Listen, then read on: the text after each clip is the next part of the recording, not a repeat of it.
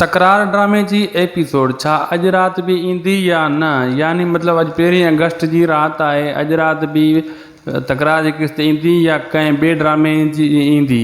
छा इन जो नेक्स्ट एपिसोड में कहिड़ी कहाणी आहे, उन में छा थियणो आहे, इहा प्रोमो बि तव्हांखे अॼु रिव्यू करे ॿुधाईंदासीं ऐं एतिरो बि ॿुधाईंदासीं तव्हांखे त तकरार ड्रामो अॼु राति इंतज़ारु तव्हां करे सघो था या न, या सुभाणे ईंदो। दोस्तों पहिरियों हिन वीडियो खे पूरो ॾिसिजो ऐं जीअं तव्हांखे सॼी कहाणी सम्झ में अचे। ऐं उदासी टीवी यूट्यूब चैनल के भी सब्सक्राइब करण न विसारींदा।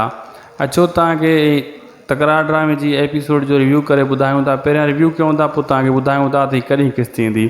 दोस्तों इहा नेक्स्ट एपिसोड जेकी अचणी आहे, इन में तव्हां ॾिठो त लाल जो पीउ जेको मरी वियो, उन जो केस नवाब खान ख़ासि करे जेको आहे सजावल खे मूंसां ऐं भाउर खे फसाइणु चाहे थो, लेकिन लाला हिते जेको आहे कोताही करे वेंदो। पोइना मतिलबु इन जो सिजावल जो जेको आहे नालो न ॾियण जी कोशिशि कंदो, उनजी माउ बि रोकींदी आहे, लेकिन नवाब खान मीर खान कोशिशि कंदा आहिनि त इन जो नालो अची वञे, लेकिन लाला कोशिशि कंदो आहे त मां सजावल जो नालो न ॾियां। अहिड़े हिसाब सां इहा नेक्स्ट एपिसोड में तव्हां ॾिसंदो त इहो कहाणी ऐं इहो सीन थींदो। बाक़ी तकरार ड्रामे जी अॼु राति 50% चांस तव्हांखे ॿुधायूं था पिया, छो त अॼु राति बागुल अचणी आहे। छो त अॼु राति बागुल जी किस्त जी उहे टाइम न आहे, लेकिन वरी बि बागुल 2 किस्तनि खां पहिरियों तकरार न ईंदो आहे।